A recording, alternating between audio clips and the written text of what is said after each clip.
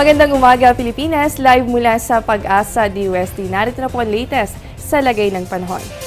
Mga kababayan, easterlies po ang dominant weather system natin na umiiral sa bansa at partikular po yan dito sa may Luzon at Visayas. Kaya naman po fair weather condition ang mararanasan sa buong bansa. Dahil po ito nga easterlies, yan po ay merong katangian warm and moist at yan po ay magdudulot ng mga isolated rains. Ganon din po yung mga thunderstorms activity lalo na dito sa may silangang bahagi ng bansa natin. So asahan po natin yung mga panandaliang pag-ulan sa inyong lugar.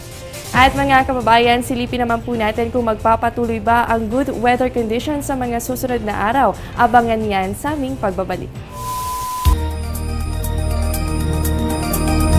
We cover the lives of all the people. The news that you read comes alive in each page. We are committed to make your lives better. We're going strong because of you. Cebu Daily News, Cebu Daily News.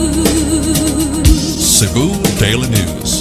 We tell it as it is. Sa puntong ito, alamin na po natin ang magiging lagay ng panahon sa mga susunod pang araw. Narito po ang 3-day weather forecast mula sa Pag-asa. Sa Baguio City, asahan po natin ang fair weather conditions. So bukas po yan hanggang sa araw ng Thursday, liban na lamang sa mga pulupulong pag-ulan o pagkidlat at pagkulog. Pero paghandaan po natin ang araw ng Biyernes dahil mataas ang posibilidad na makaranas kayo ng maulan na panahon.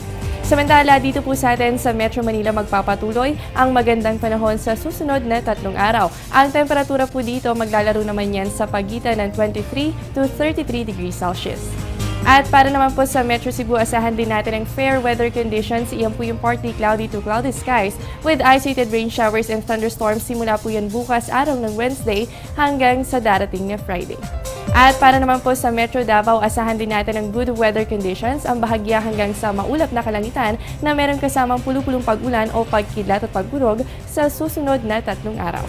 At para naman po sa Zamboanga City, good weather conditions din po tayo for the next 3 days. Paghandaan na lamang na pagsapit ng hapon o gabi yung kadalasang mga pag-ulan at ang mga pagkidlat at pagkulog. At yan muna ang latest mula dito sa Pag-asa DOST. Manatiling nakatutok sa Panahon TV Express kung saan walang pinipiling panahon ang pagbibigay impormasyon. Ako po ang inyong nakasamang inyong weather body, Jessie Basco, na nagsasabing walang dadaig sa taong may alam at laging handa. Magandang umaga!